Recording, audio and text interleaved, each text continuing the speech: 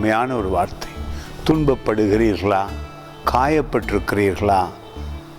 பிள்ளைகளோடு பிரச்சனைப்பட்டு இருக்கிறீர்களா? மனமுடைந்து இருக்கிறீர்களா?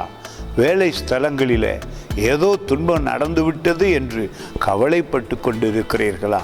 வருமானத்தில் அல்லது கடன் தொல்லையினாலே துன்பப்படுகிறீர்களா? என்ன செய்வது என்று பிள்ளைகளோடு தடுமாறுகிறீர்களா? தொழில் வாய்ப்புகளில் பிரச்சனை வந்திருக்கிறதா? எதுவாக இருந்தாலும் இந்த நாளில் இந்த வார்த்தை உங்களை அற்புதமாய் தூக்கி எடுக்கும். சமாதானம் உங்களுக்கு உண்டாயிருக்கிறது. பிலீவ் பண்ணுங்கள். 2 தெசலோனிக்கா புத்தகத்திலே 3ஆம் அதிகாரத்தில் 16வது வசனம், துன்ப வேளையில் உங்களை தூக்கி எடுத்து பவுல் சொல்லுகிறார், சமாதானமாயிருங்கள் என்று தெசலோனிக்கியர்களுக்கு.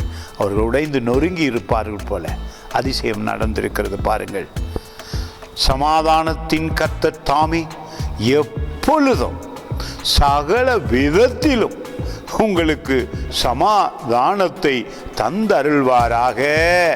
கர்த்தர் உங்கள் அனைவரோடு கூட இருப்பாராக.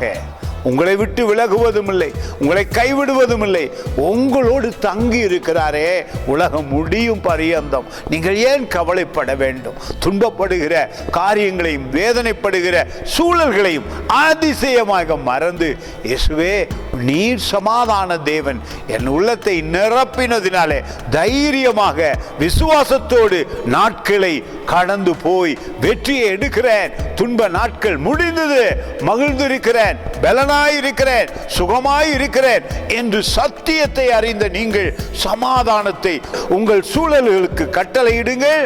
எந்த சூழலை கண்டும் மனம் சோர்ந்து பயந்து கவலையிலே விழுந்து போகாதீர்கள். காரணம், சமாதானத்தின் தேவன் உங்கள் உள்ளத்திலே தங்கி இருக்கிறார்.